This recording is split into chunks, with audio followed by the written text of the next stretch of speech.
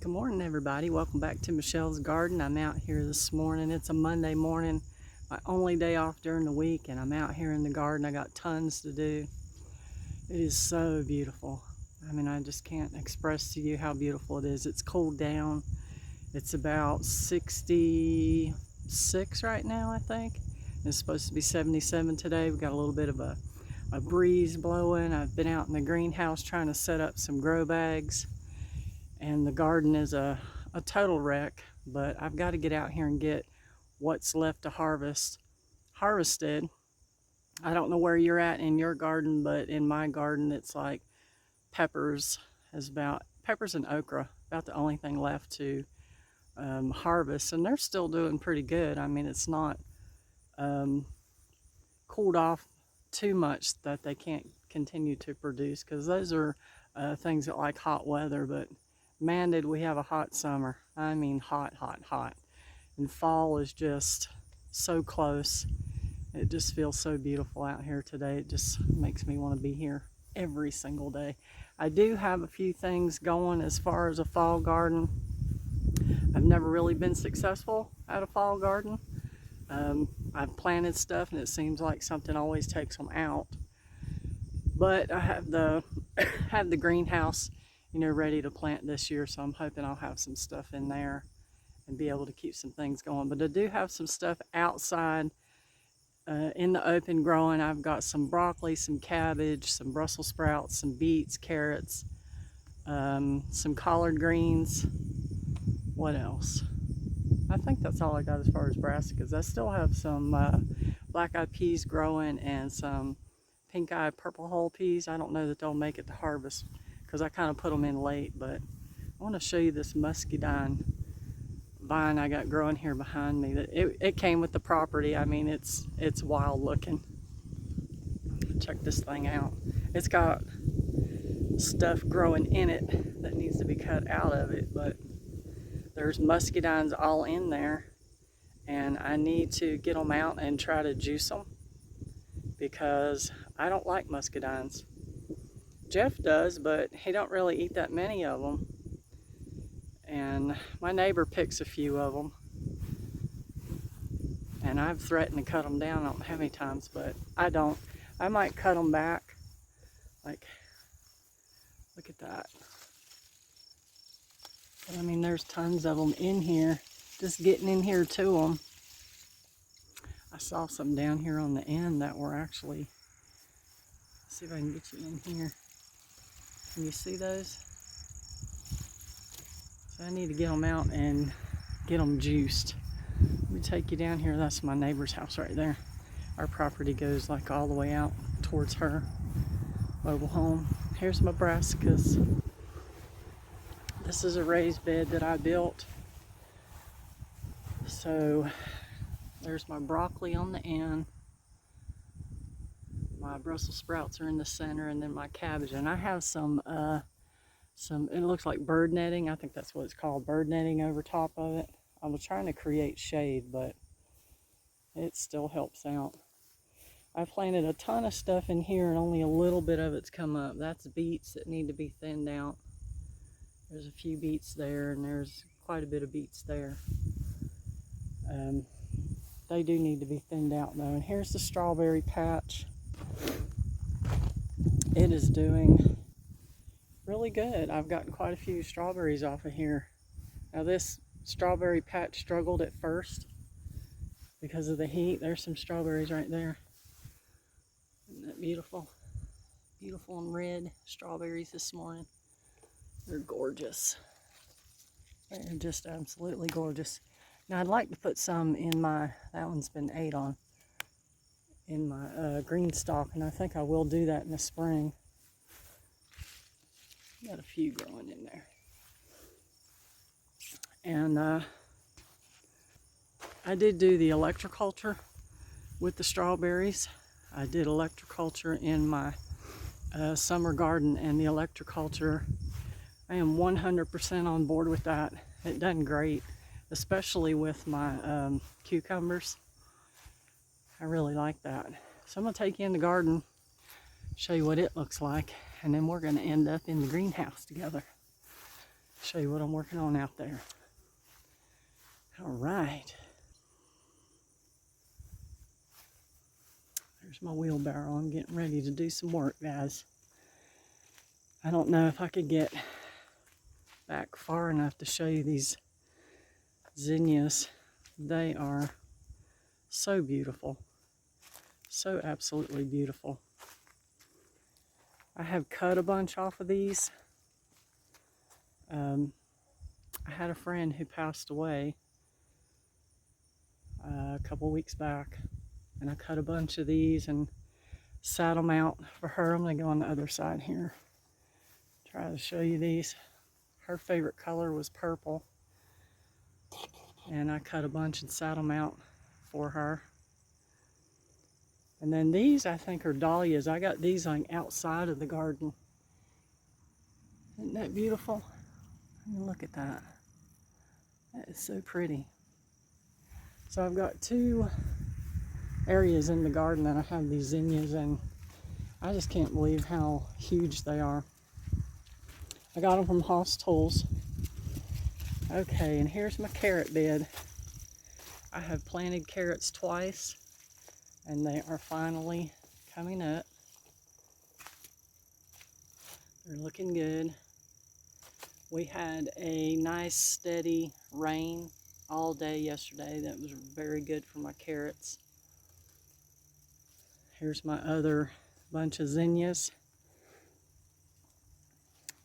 And here is my one lonely watermelon. I have been babying this thing because I have never had any success with watermelons. They always split.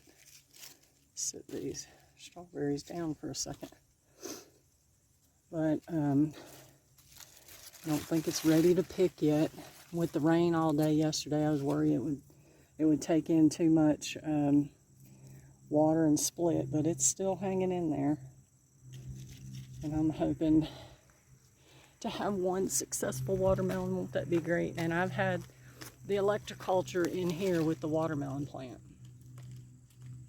It's done really well. There's my Swiss chard. I've been feeding that to my chickens. Okay, the Indian corn. Let's talk about the Indian corn. My Indian corn got eat up by bugs. You see, I pulled some of the shuck back right there.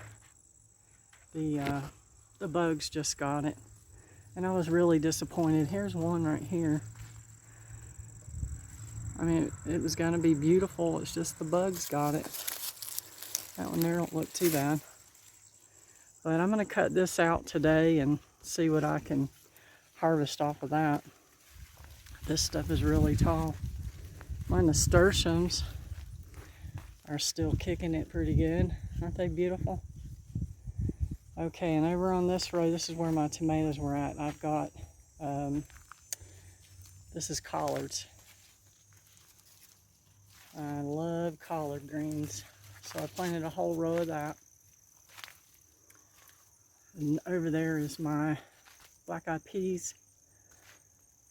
Down this row, this is the purple-eyed pink hull peas.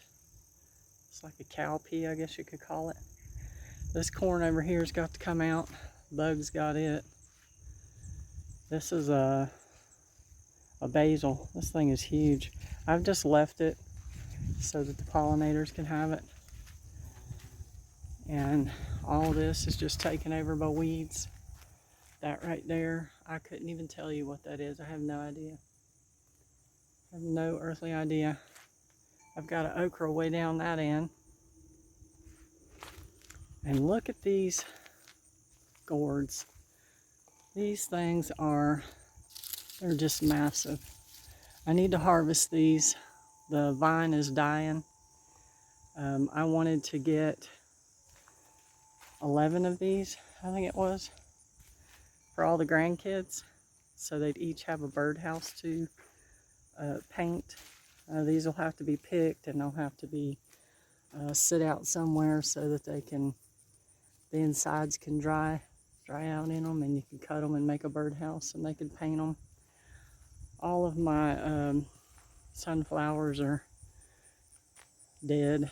They're just, I left them hanging on there because the gourds were growing all in them, and I've just left them, and there's part of the gourd growing there, part of the plant. So here is some more beets. I have planted these twice and twice. I mean, I'm just not getting a whole lot. I don't know why. There's a few that have survived, and there's some little ones here and there. It's very spotty. I have the electroculture in this bed. I do not have it in this bed, but I do have beets also growing in this bed. There's a few coming up. I've got a bunch of different varieties of beets this year. There's my asparagus going wild. That's a wild looking bed right there. Now, I'm not sure exactly what you're supposed to do with asparagus. Do you let it just keep growing and just, leave it like that all winter? See, look at this right here. This asparagus right here. I'm trying to keep that out of the way. Now, I've picked one or two out of here and ate it, and they taste wonderful. I like to eat them, raw right out of the garden. Here are the chickens over there. I got all kinds of junk growing in the garden that don't belong here. There's my okra plant. Got some okra that needs to come off of there. See, I don't know what this stuff is right here, and it's just carpeting my garden. I've pulled and pulled this stuff all summer long. I do not know what it is, but I want to get it out of there. Okay, I'm going to take you guys out to the greenhouse now. My plan with the garden is I've got a few things growing in here, but I'm going to clean it up, and then I'm thinking about purchasing a silage tarp from Haas Tools and covering up most of the garden for the winter and just use the greenhouse, because I'm not going to be growing too much out here, and I'm trying to figure out how to kill the weeds. I mean, I've picked and picked all summer, it seems like. In my first couple of years of having the garden like this, the first year, I bet you might have picked 5 weeds. The second year got heavier, and this year it's out of control. So I felt like the silage tarp would help me out. So I think that's what I'm going to do after I get it cleaned up. All right, this is going to be my hangout this winter, I can tell you that right now. I love it in here. It's got the shade cloth on it. It's not very hot in here right now. Show you what I... So this is my grow bag, and you see it's sitting on a wooden spool. Where Jeff works, they get wire that comes in. He works in a company that sells electrical stuff, and the wire comes in on these spools. And so he's brought a bunch of them home, and I was looking for something to sit my grow bags on. I don't have any containers to grow in, so I ordered these grow bags from Haas Tools. Now, this one right here is 15 gallons. I've got it filled with compost, and I'm going to put some seeds in there in just a few minutes. But that's the only one I have in here right now. I've still got a lot of empty space. I worked on putting some screen up on this door this morning. That was the last door we had to put screen on, and Jeff's got to put some wooden frame around that, and I still need to paint. But so I'm going to, all along both sides, I'm going to put these grow bags and put my stuff in there. Now the sides have a hardware cloth. It's rolled up. The sides are rolled up to plastic, and I've got the hardware cloth so you can still get air flowing through, and you don't get animals coming in, or I'll open the door for the pollinators if need be, if I'm growing something that needs pollinators. Right now the door's open.